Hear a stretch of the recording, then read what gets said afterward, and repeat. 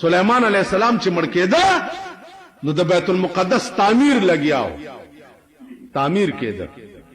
پیریان او دیوان اخته کړیو او دا غټ غټ کانی بیا راوړه او بیت المقدس جوړېده. اسرائیل علیہ السلام راغی سلیمان ته وی چې تیارېږه،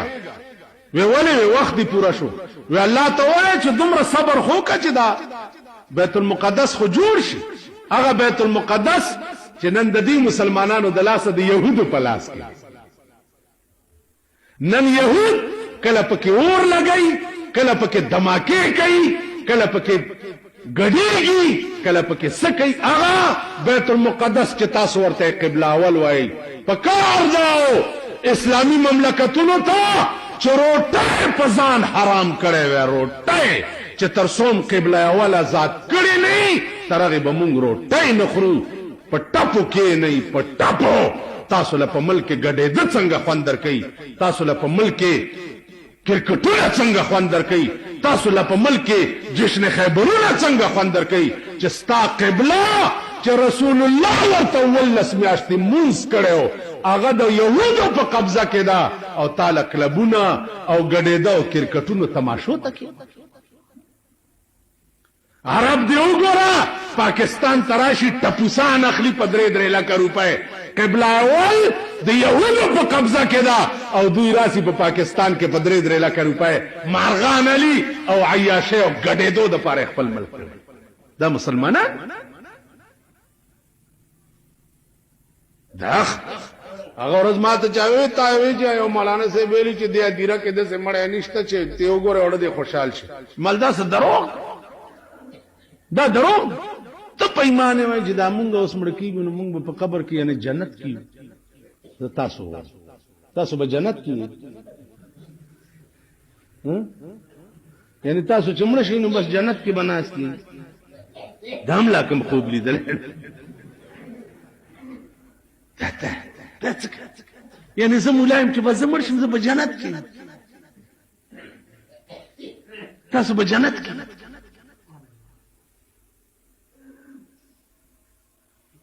بله ورځ چې هغې اخبار کې دي چې باولپور کې که کوم ځای کې مړي قبر نه وی لوګی راوته، قبر او لوګی ترې راوتو دغه خلکو ورته درود شریف نو لوګی یو سړي په لاس هم کېښود نو لوګی مدم شو. ما لوګی پرېږده د خدای د قهرم انتها شوې ده،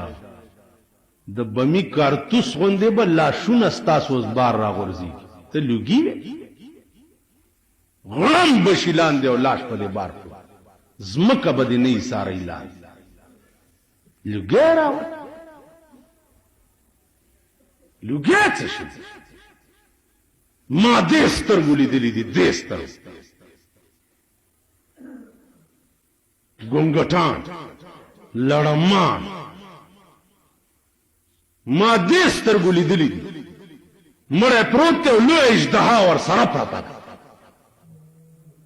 لوی د دې امسانه اوږد خامار ورسره پروت.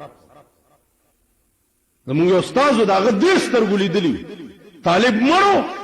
6 میاشتې پسې قبر وکنستو، کلي ته یې وړو د ترمزو حاجي صاحب په غذا کې مړو، د دې خپو نه د ګلاب بوټی زرغونه په دې سینه راغلی او تک سور ګلاب یې د سپېږمو ته ولا. د قبر معامله الله مونږ ته نه ښودل، دې کې خاص راز دا دی چې د دنیا نظام به خراب شي، کینې منټ کې به درته خدای وښیي چې دا قبر د دې خلقو د اور تنور دی. مولانا احمد علي مرحوم رحمه الله تعالی و تبارک لاهوري، دا مولانا شمس الحق افغاني ژوندی دی، لاهور کې دوی چې مولانا دا ستا معامله زما عقل ته نر پرېږدي نه پرېږدي نه راځه ټانګه کې کېنولې ده او ادیرې ته یې بوتلې، په دې مخې ورته لاس راوښکو، وګوره دې ادیرې ته اوس چې ادیرې ته یې کتلې دي، هر قبر د اور تنور دی او دا لمبې ترې راوځي. بیا راوستی دی یو جومات ته چې راوستی بیا یې وله په مخ لاس والی، اوس وګوره په جومات کې چې ګوري کل هم سپي، خرونه، میلوګان، بیزوګان دا ولاړ دي. بس بیا ولا راسور کړ فلال ولی که ظاهر میں د سړو دی زې سکړم که ظاهر میں د سړو دی زې سکړم په معنا کې د چار پایو په حساب د چا چې خوی د سپی پشان د سپی پشان نو د ظاهر شاک صورت کده بنی آدم د حقیقت کې دا سپی نه دی سپی نه تاسو ګورئ مونږ کې د خرو عادتونه شته که نه خر ترستو نه داسې زور کا دا نه چې مخکې لاړ شي ابرستو زور ته مخکې زور کوه ابرستو مونږ کې دا نشته ته ورته ښایې چې هلکه دا کنده ده پکې ورغورځوږي دی وایي چې پکې اذان اچو دا ده که نه ده د خرو عادتونه مونږ کې د سپو عادتونه والکه خنزیر ډېرې وجې دي چې دا دومره لوی پلیت ولې دی ډېرې وجې و یو بزرګ لیکلي دي چې د خنزیر د لوی پلیتېدو وجه هغه دا ده وی راځه چې درته وښیم راوستی خنزیر یو ښځه خنزیره ده او څلور پنځه نران یو نر خنزیر ښځې خنزیر